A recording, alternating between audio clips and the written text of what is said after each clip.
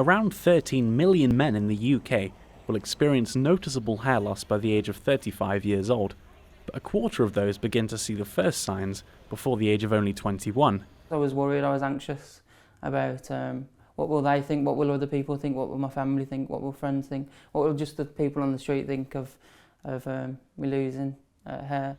When we live in a society so focused on image, could this process have an effect on young males' mental health? If you're bombarded by the media, by people that are perfect or look perfect, you feel insecure because you start comparing yourself. That's what we do, human beings. Although it is a regular occurrence, a survey conducted just over 3 years ago by the hair care range MR revealed that nearly 1 in 5 men would rather lose their job than their hair. Which then begs the question, is this survey true? And if hair's so valuable, would losing it affect someone's self-esteem? Should men just shave it? Or should they try and save it?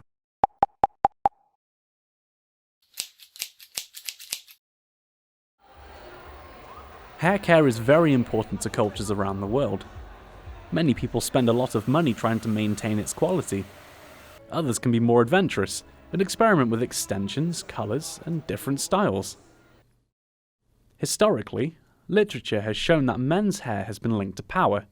An example comes from the biblical story of Samson and Delilah.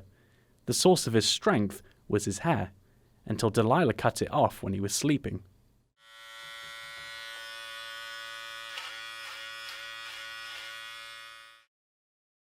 Male androgenetic alopecia, or as it's more commonly known, male pattern baldness, is a common form of hair loss.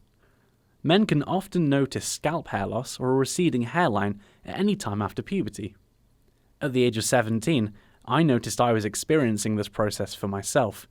It took me a long time to admit it was taking place, and because it happened in less than 4 years, the drastic change of appearance was tough to come to terms with. I was so self-conscious that I even went to the extent of taking pictures of the top of my crown, just to reassure myself it wasn't happening. I was scared people would comment on it, and when they did, it was very difficult to listen to. And because of my financial position, there wasn't anything I could do to stop it either. Thankfully now, I've never been more comfortable with the way I look. However, I'm curious to find out if anybody else has experienced the same feelings that I did. And if they had, what can be done to combat them? Some dermatologists think the increasing focus placed on appearance through the media is another factor that makes younger people more sensitive to hair changes. Lots of celebrities have experienced hair loss. A number of them have embraced the change and made it a part of their public persona by either cutting it short or shaving it off completely, whereas others have had a transplant.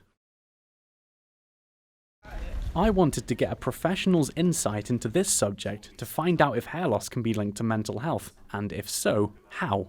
If you think that hair is associated with vitality, virility, strength, and losing your hair is associated with aging, and aging is a big no-no, I would say globally. Why do you think young guys are so bothered about their body image and the way they look? Well, if you're bombarded by the media, by people that are perfect or look perfect, you feel insecure because you start comparing yourself. That's what we do, human beings. We compare ourselves to our neighbors, we compare ourselves. But it's different. The media seems to have like kind of a power, especially for young men, because people spend an awful long time in front of media. I didn't know that the media would have such a deep impact on the way young men viewed themselves. But to really get to the bottom of this subject, I need to speak to somebody who has been through the process of hair loss. 34-year-old Mark Elson first realised he was going through hair loss when he was in his 20s. I've known Mark for about 5 years now, and I remember talking to him about when he decided to shave his head, and how he had felt before he did it. Hello. Morning. How you doing? Hello. You okay? You right? Do you want to come in? Yeah, coming through. Thank you very much. At the moment, I'm a teacher in a primary school, and my wife's a nurse, so I'm married, and I've got 2 children, 4-year-old Ruby and Olivia. She's coming 1 soon. So yeah, I was thinking that maybe that's one reason why I've lost my hair, because I'm a family man and the kids drive me crazy. But no, I love them. I was worried, I was anxious about what will they think, what will other people think, what will my family think, what will friends think, what will just the people on the street think of me losing hair. It's not something I wanted to go through, and if I could choose right now, I would have hair. But right now I'm in a place where I'm more than happy to not have it, and I actually feel freer not having it.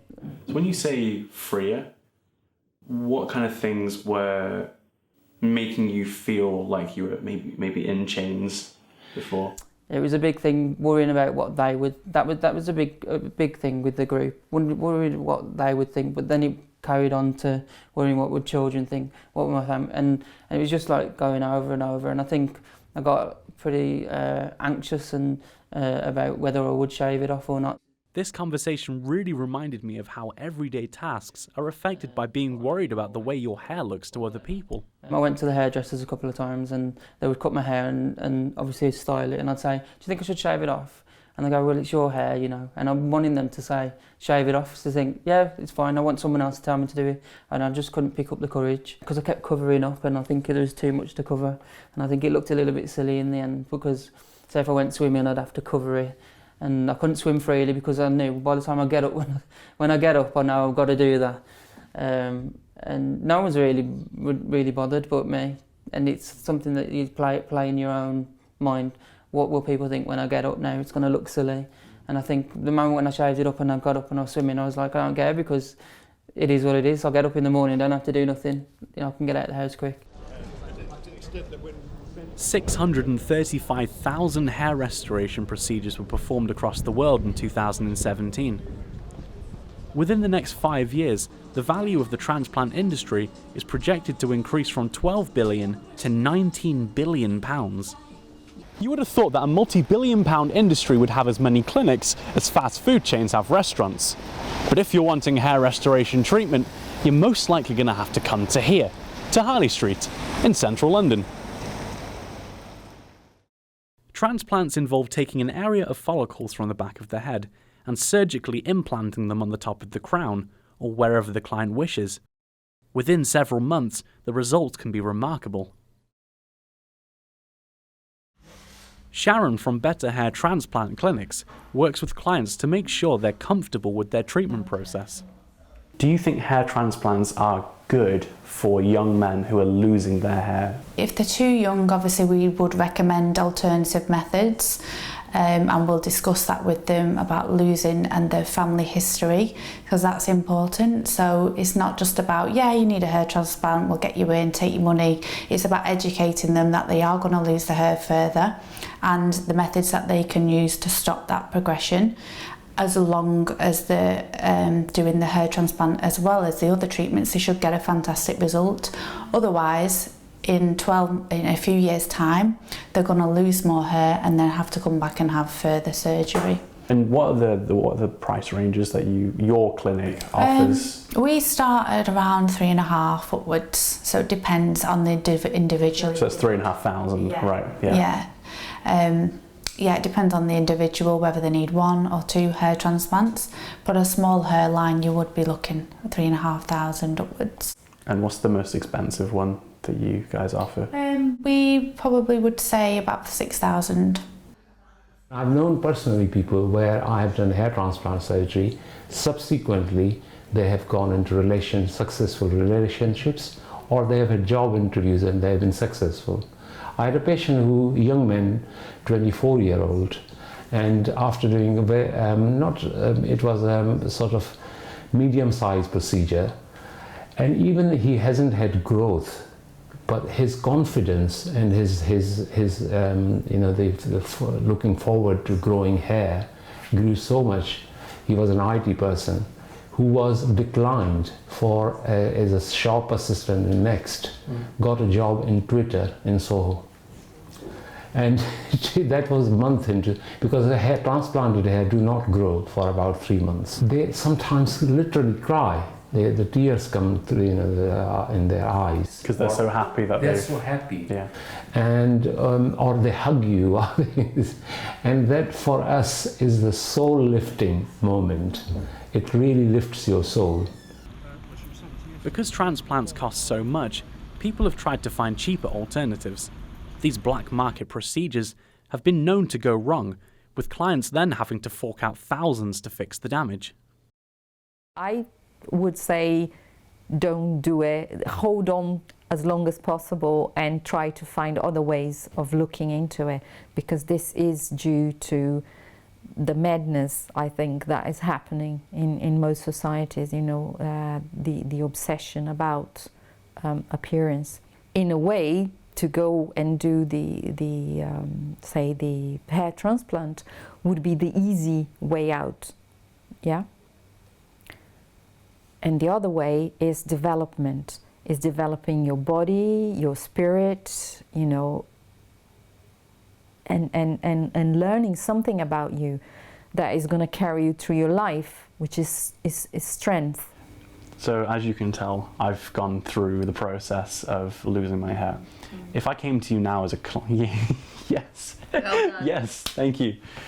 If I came to you now as someone who was seeking counselling, what would you sit down and talk to me about? I would certainly explore the options that they might feel comfortable in order to help them.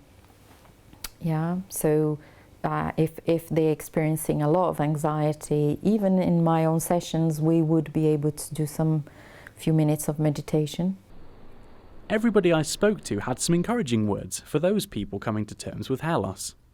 Just to get to make sure you have the confidence in yourself to just think, sod it, I'm going bald, and just get on with your life. You know, there's no point moping about and keeping indoors. You know, as much as you can. I'd get you to go out and be social and just be you, and that's what it's all about, isn't it? At the end of the day, it's what's inside, not on the outside. I remember a young man who was 6'2" tall and very handsome, and he didn't have a good donor area. So I said to him, I'm very sorry, but hair transplantation is not a good option for you.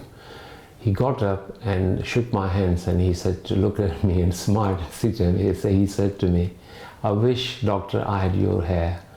I looked at him and I said to him, I wish I had your height.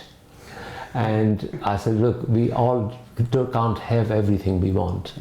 If you like yourself that way, keep yourself same. They thinking about other people, what they thinking about his hair.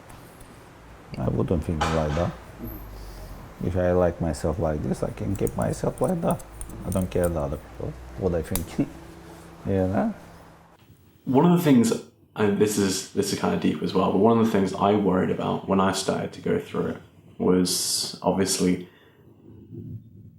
because it's your appearance. I almost worried sometimes that if I were to lose my hair, I wouldn't be as attractive as I would be with it, and therefore it's completely irrational, but like my chances of having a wife were almost affected as well. I would say don't worry about it. I think in terms of a partner, they should accept you for who you are. You just got to be confident for who you are.